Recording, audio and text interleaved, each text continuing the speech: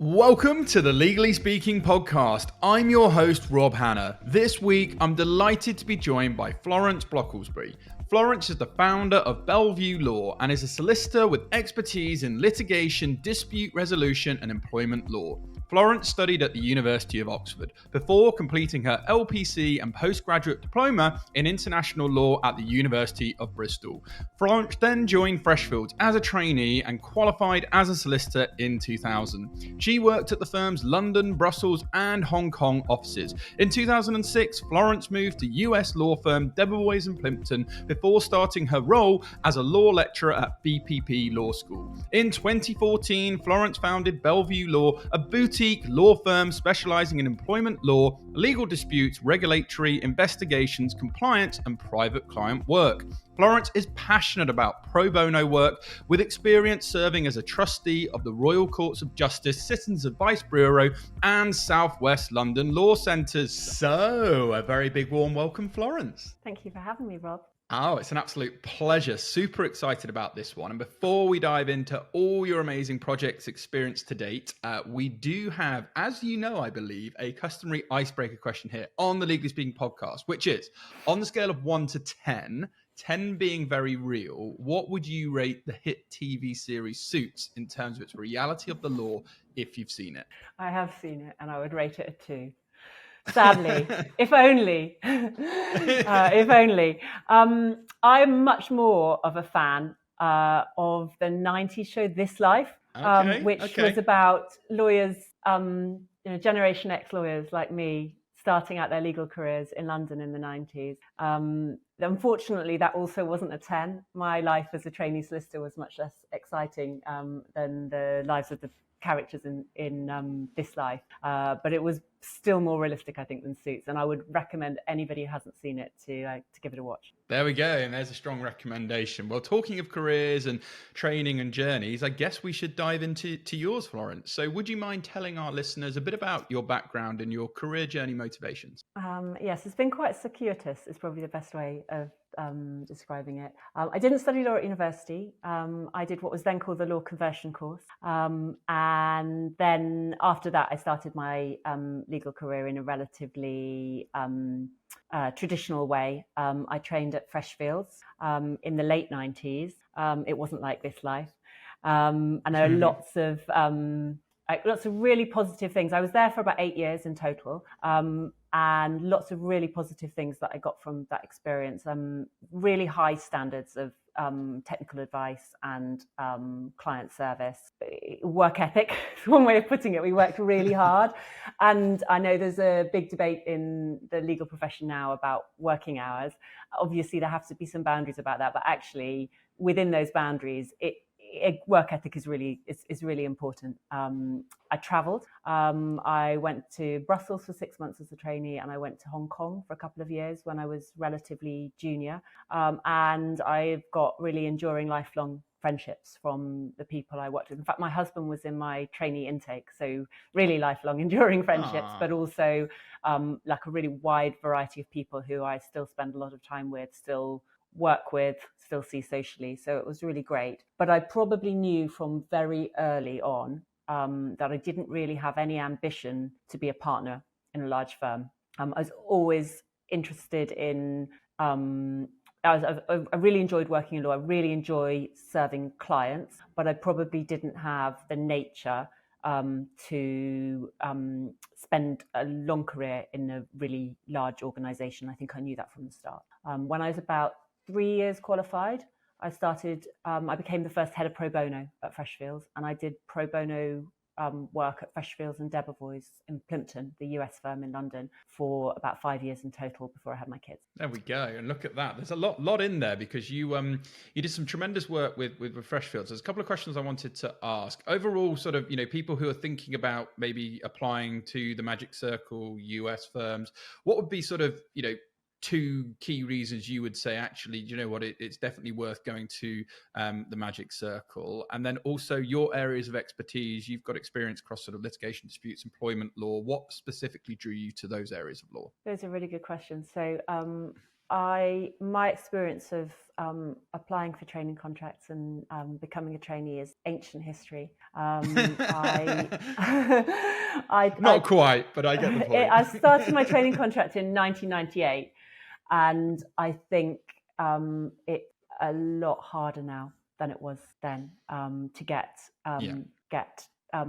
start work. I hope and believe that the SQE is going to make a real difference to accessibility to the legal profession. But I think it's, I don't feel that I'm in any way qualified to advise anyone about how to go about getting a training contract, because I have to say I feel like it's so much easier then than it is now. If it's any consolation, we all got paid a lot less than they get paid now.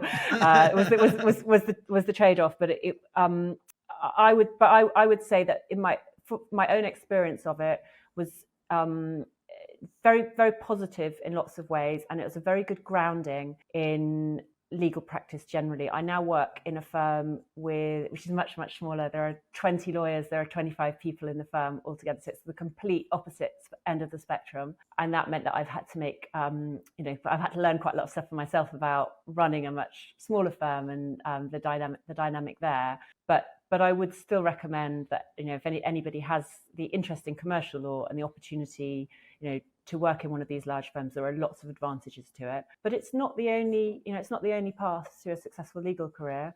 And I think there are lots of opportunities to work differently and gain experience, which is just different but equally valuable as well. Yeah, no, I think really well said. One thing you talked about was your pro bono roles, and that might be less familiar to some of our listeners. So would you mind telling us a bit about your pro bono manager role at Debevoise and what that sort of entailed? Yeah, so I was just, one of the things that working in large firms does is it does give you a lot of opportunities if you're willing to take them. And I had always been interested in human rights law. When I qualified, I used my sabbatical to go and spend some time working in Texas on death row cases. And I've always had this interest alongside, obviously working in a really large firm on large commercial cases. The Human Rights Act came into force while I was training. And so it was quite an area of interest even for commercial clients at the time. So when the opportunity came up, Freshfields created its first pro bono lawyer role. I jumped at the chance, actually.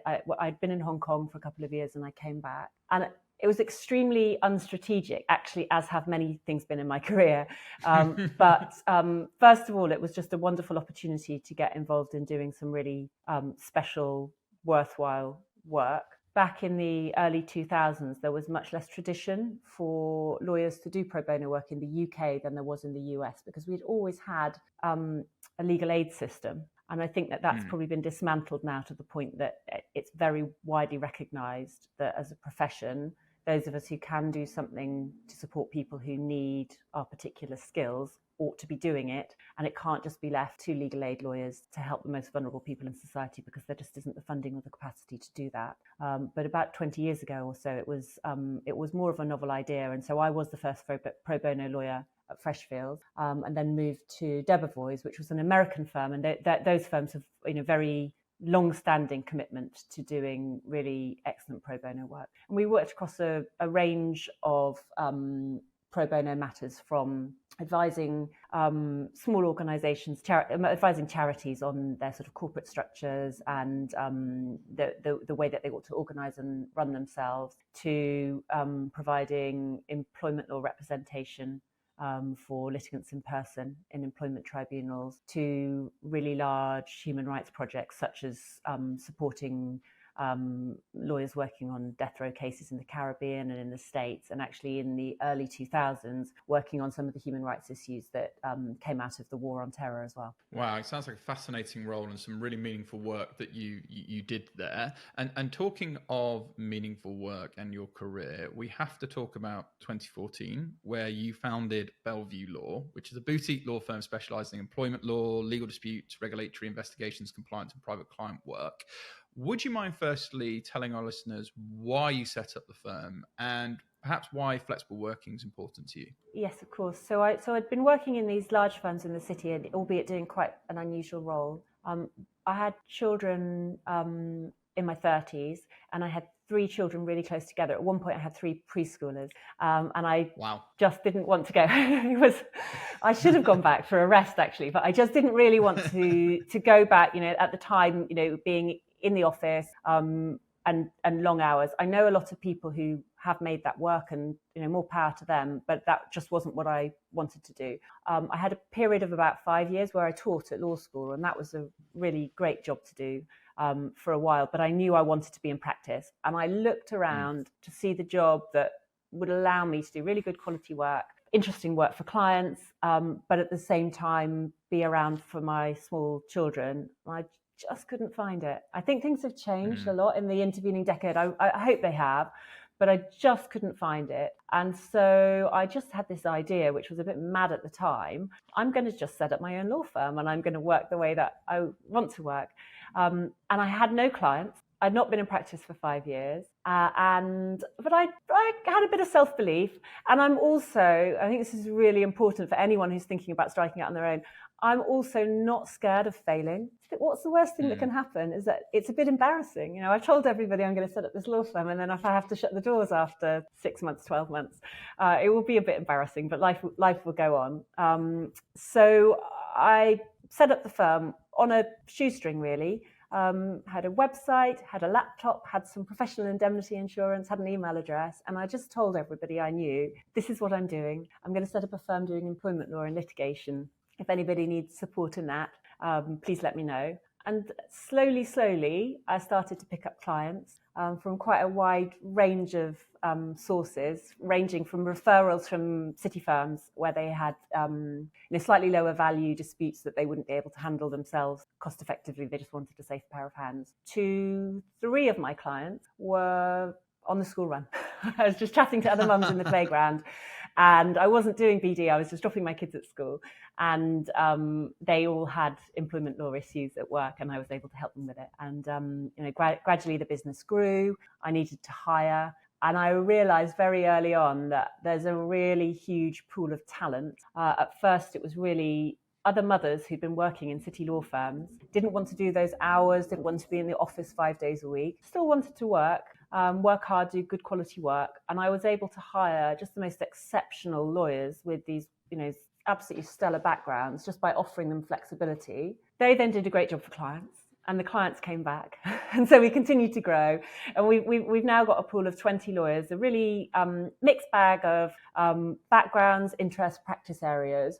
But really, I think the thread that joins us all together is an interest in autonomy and flexible working alongside doing really good quality work, and a commitment to really high ethical standards, which means it's a delight to work with everybody in the firm. Yeah, and you've done such a tremendous job. There's so much wisdom you shared there, and so many learns. And just my own entrepreneurial journey, listening back to that, you basically said, your story is if you can't find it, build it, which you went out and did.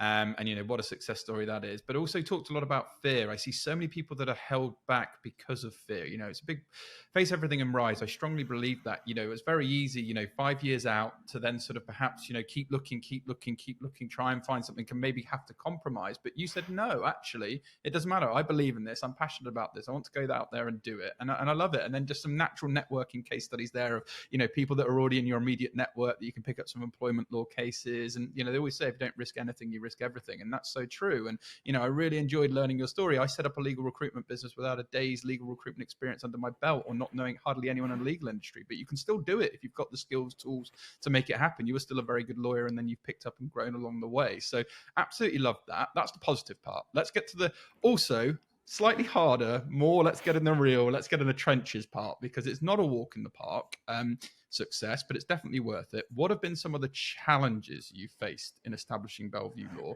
and how have you managed to overcome them? That's such a great question. There have been loads of challenges. I think the first one, which I've already alluded to, is so my background was working in really large firms and being quite a small cog in a very large wheel. And when you're in a firm, you're suddenly responsible for absolutely everything. And I had no experience whatsoever of managing a law firm. And, instead of being responsible for servicing my clients and looking after them and doing a good job for them, I still had to do that. But alongside that, I then had to do all of the business development, all of the clients, all of the IT, which is not a strength for me, all of the finance, had to buy professional indemnity insurance.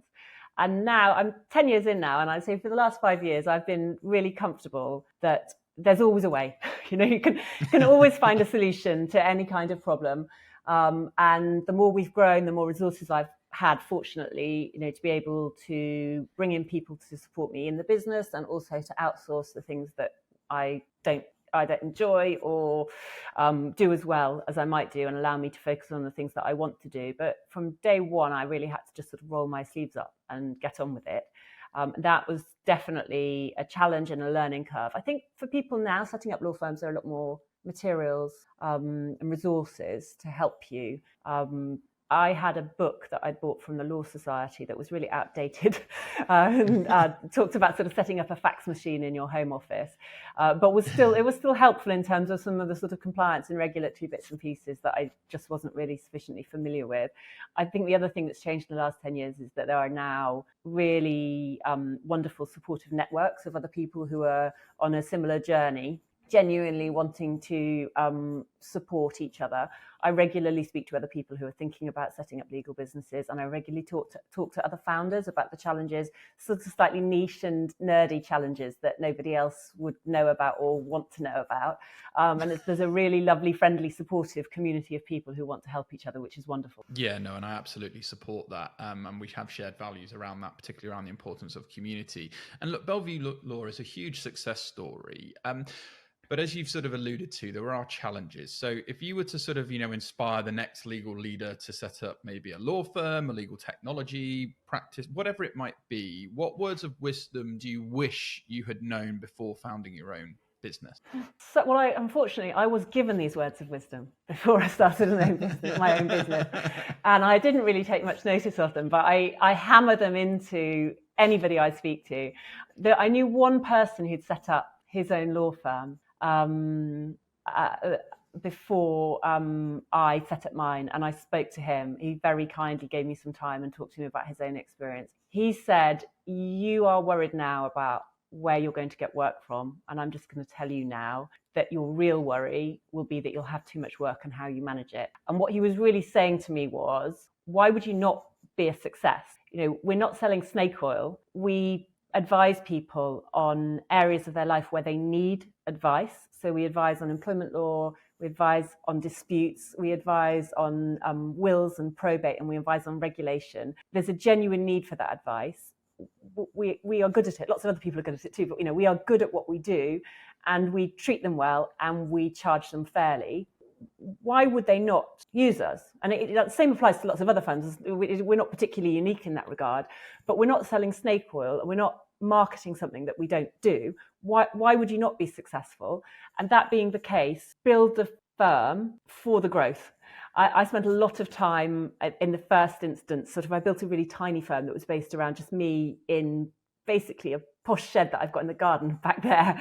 And now we're much larger. I regret not having put in place the infrastructure sooner to allow us to grow and to lean into that. And I regret slightly not, being brave enough to invest more than I did. And I regularly say to people, just assume you're going to succeed. Of course you have to plan, and of course you have to be conservative in your planning. But I think lawyers are naturally extremely nervous, anxious people.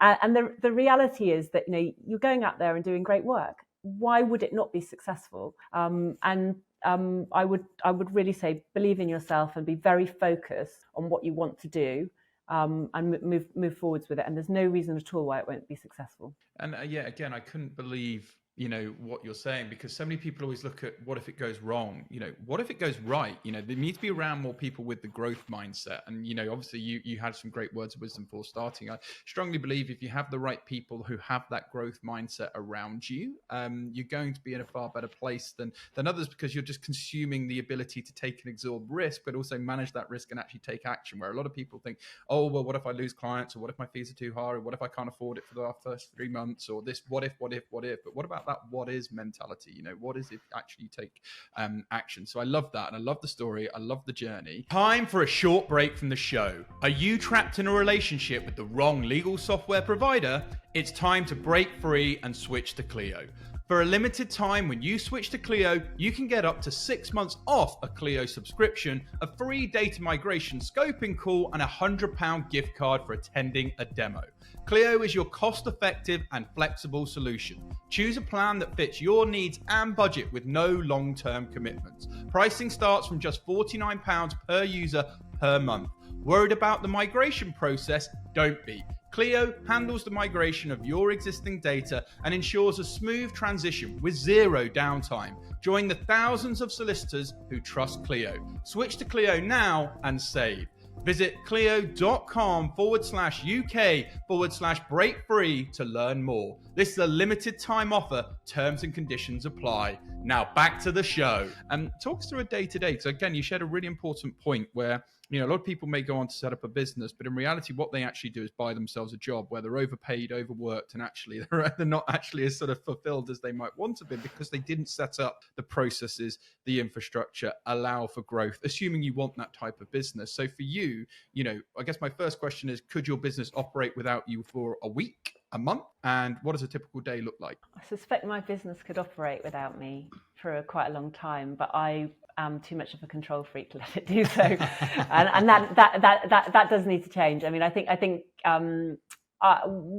been doing it now for 10 years, and if I'm really honest, I set up the business to have better work-life balance, and I'm not sure how good my work-life balance has been throughout it. I've had a lot more flexibility and a lot more control, but I have still worked really hard, and I'm broadly speaking, I'm a believer that nothing worth having comes too easy. You do have to be prepared to graft a little bit. It's been priceless to me to have the flexibility that I've had along the way. And now I occasionally talk to people who are setting up law firms and they're really boundaried. I know people who've got 4-day weeks, they're really boundaried about it and they do make it work. So they've probably just got a better mentality around that than I have. But I'm moving towards being able to do that. And I think, ironically, as we've grown, I've been able to step away a bit more because I've got some brilliant people in the business. I've got a brilliant team of lawyers. We hired our first chief operating officer at the end of last year, and that's been a game changer for me because she's just absolutely wonderful and she does a lot of things better than I was doing them before, but also frees me up to do other things that I want to do, like talking to you, Rob.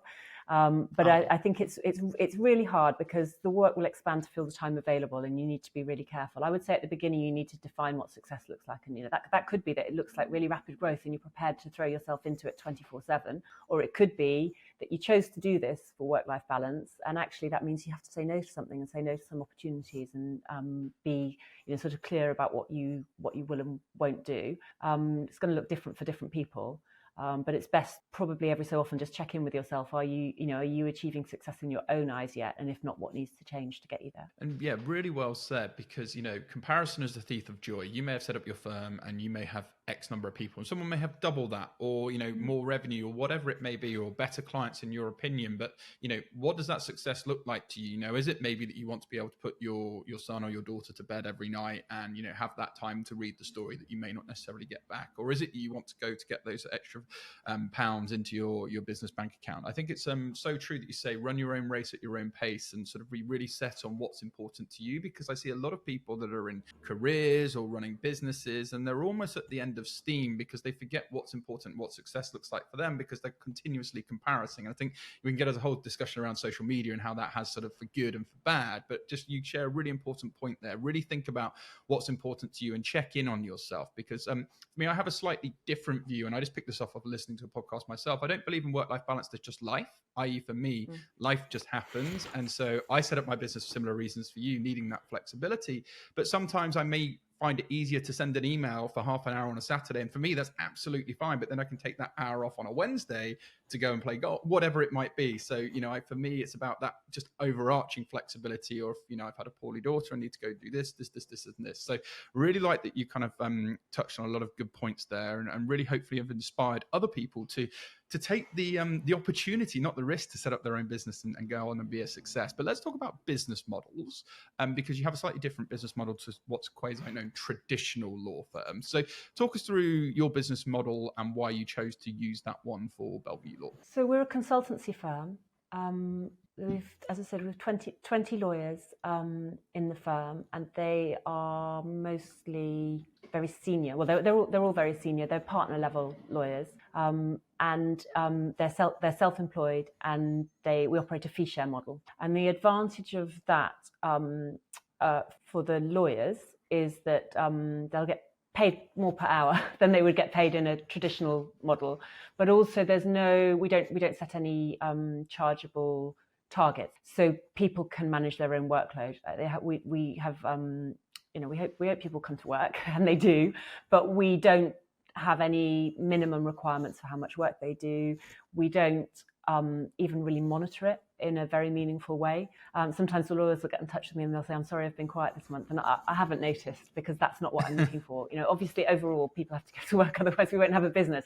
But these are people who are dedicated professionals, and I just give them the flexibility. We have one rule, which is that if you commit to do something for a client, you have to do it. But we regularly turn away work rather than overload the team. And we allow the team the flexibility to work exactly where and exactly when they want to work. And the advantage of that for me is it sort of chimes with the way that I want to work myself, but B, it's been fundamental to my ability to hire really world-class lawyers into a firm that I started in my garden shed. It's slightly different now. We can't all fit in the shed, but it's meant that although I'm a very, very small firm, I've got this sort of really international caliber of lawyer working with us, and it is because we offer that flexibility. So it's not something that we offer as a nice to have or as window dressing. It is the very heart of the business, and it's at the core of the business's success. So it's very, very fundamental to us. Yeah, and again, a great point. Back to your point about why would your business not be a success? The services that you're offering. When you agitate the pain point that much, that people are going to want to buy, i.e., if people are in an issue with employment or in a dispute, they need to instruct a high quality lawyer typically to get out of that. Similarly, if people are really struggling to find flexible working and they just can't find anywhere, they want to maintain that practice, you've agitated that pain point to provide a good solution, a great home for people to continue their careers and flourish. So I really like that. And you're on talk of growth, you're always looking to grow the firm, and you've given some great examples of how you've gone from the shed to your current set of numbers, which is super impressive. How do you go about the recruitment process? And if people may be listening to this or in the areas that you're interested in, how could they maybe get in touch to apply? Oh yeah, we're hiring, so please do get in touch. We're very small, and we have tended to recruit quite organically. That might change as we grow. I'm not planning to build an enormous empire. And as you said, you define your own success. I know people who've built firms much faster than I have, and I've built it alongside sort of a number of challenges that I've had in my family and my personal life, and I've been extremely grateful to work in the kind of job that I do, where I've had the flexibility to be able to deal with some family health issues alongside continuing to grow the business. But I haven't seen it as sort of the equivalent of some kind of fast growth tech business. We've grown because the work has grown and great lawyers have wanted to join us, and it's been relatively organic. We probably would look to continue to grow in that way as long as there is the work to do and lawyers who want to join us. But I think that the really exciting thing right now in law is that there just are so many different opportunities. So we do offer something different from some other firms, that I can think of 10 other places that offer something different again from what we do, and the right home for the right lawyer will be different in each individual case. But I think maybe when I started out, when I was newly qualified, there was a sense that there was only one way to have a successful career in law, and that was probably to sort of work your way up to partnership in an established law firm. And that's still a great career path for the people that's a great career path for, but there are a lot of other people for whom something different is going to be more suitable, whether that's an in-house career, working in a really exciting alternative legal service provider, or working in this kind of model, in the consultancy model. Not just us, but lots of consultancy firms have sort of grown. And I think my experience is that since COVID, people have taken it an awful lot more seriously, the idea that you could work remotely. And we have an office, but we're very hybrid, so people can work from, we've got lawyers all over the country, so they can just work from home as much as they want to. And clients as well are much more accepting of it, because no matter which firm, the most enormous international firms were still talking to their clients on Teams throughout the pandemic. And so everybody's much more understanding now of that slightly different way of working. I think it's not really a challenger position anymore. Whereas when I set it up 10 years ago, it was a little bit more unusual. Yeah, no, but pioneer. It's great that you've been early to something, and you've gone on and you've had tremendous success. Want to talk about the dynamic nature of where we find ourselves within the legal industry, because things are changing. I can't finish a podcast without talking about AI and tech, of course. But how do you ensure Bellevue Law stays at the forefront of emerging trends in employment law and dispute resolution? So from talking about AI and tech, I would say I'm very deliberately not staying at the forefront of that. That's just not what we do. I set up the firm 10 years ago, and technology enabled me to do that. And we use technology where the solutions work for us and for the clients, but we will probably not be early adopters of almost anything, because it's just not necessary for the nature of our practice. I find it really interesting watching other people and what they can do with tech, and there are aspects of it that, of course, we will incorporate. But we do try to be a little bit ahead of the curve is in thinking about the intersection between employment law and culture, and then in particular in the legal profession itself. Quite a significant proportion of my own clients are lawyers who are not happy at work. And I always have to remind myself that the happy ones don't phone me. So I just see this sort of, the picture that I see is not necessarily fully representative of the profession, but it's very clear from the work I do and from talking to other people working in law that there are a lot of very systemic cultural issues in law generally, and whether that's about sexual misconduct, whether that's about the treatment of working mothers, whether that's about diversity more generally across a range of protected characteristics, and also I think maybe sort of social mobility. And the legal profession is naturally very conservative, and it doesn't necessarily suit the people who have the most power within it to change. And that's been a struggle, I think, in the legal industry quite a long time. I'm hopeful and positive that there will be quite a lot of change over the next 10 years, that we'll see real change. We'll see larger firms recognizing the benefits to them of making some quite tough decisions in order to become more diverse and inclusive places, but also technology and culture enabling people who are not happy to pursue promising careers in other aspects, maybe vote with their feet. And as I said, I'm really privileged to be part of a group of people who do have a slightly different approach to law and legal business. And it's just a really exciting time from that point of view. And I think I would encourage anyone who is thinking about a career in law, or who's already working in law and not happy, to take ownership of that and to think about what they want to do and to find a path to doing it, because it absolutely is possible if you can find it in yourself to be a little bit brave and potentially take a small amount of a chance. And because I'm an employment lawyer, I do see that the status quo is also taking a chance. If you stay employed somewhere you're not happy, there's a risk associated with that. Plenty of people lose their jobs, and plenty of people really suffer in a working environment that doesn't suit them. And there's also a risk associated with doing something different. But you only have one life, and you probably should do the thing that is going to bring you some joy and satisfaction. Yeah, I love that you talk about self-accountability. Sometimes, is it tough love? I'm not sure. I just remember one of my mentors said to me, if it's meant to be, it's up to me. And it's so true. Sometimes you need to put yourself and actually take the action. Everyone can complain about something, right? Everyone can sort of have, some sort of thing going on. But if you can kind of take self-accountability to say, do you know, I want to put myself in a better environment, I want to do this, you know, it's so much beneficial than in the long run saying, I should have done.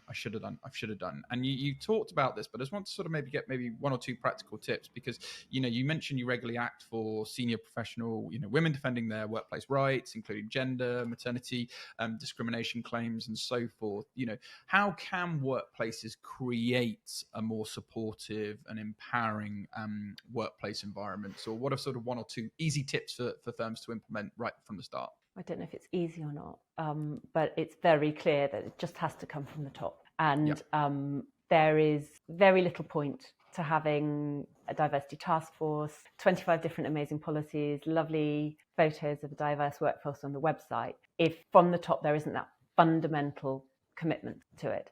You either have it or you don't have it.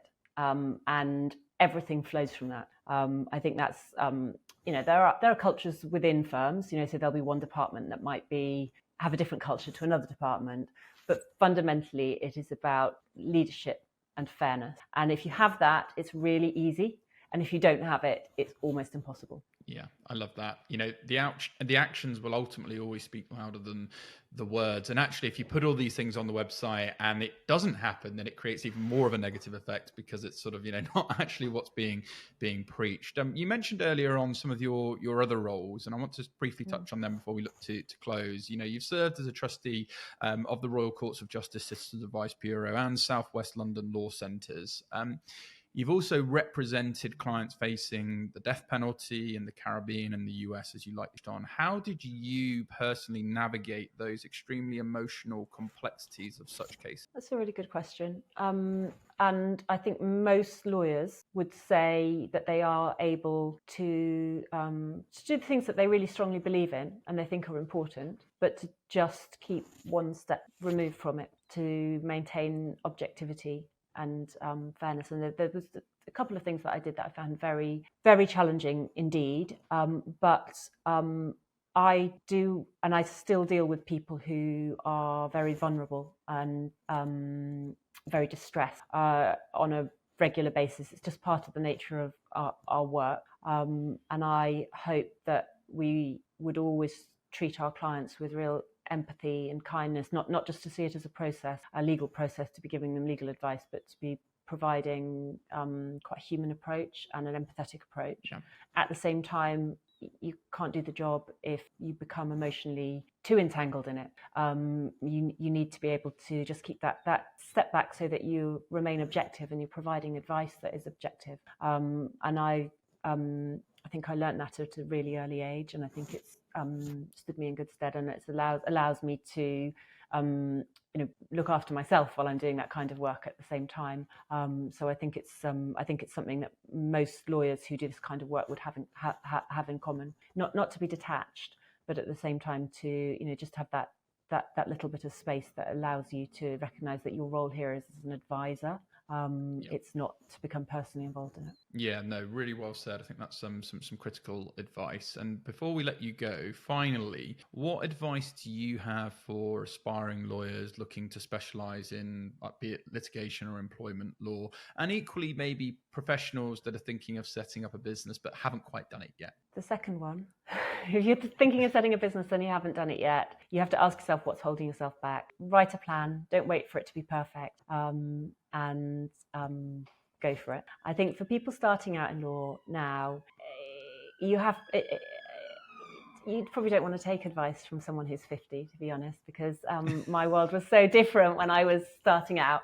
But if I had my thoughts on it are that the industry's changed a lot in the last few years. It's going to change enormously out of all recognition, and so you need to have a sense of what your career might look like is probably going to be quite different from what my career looked like.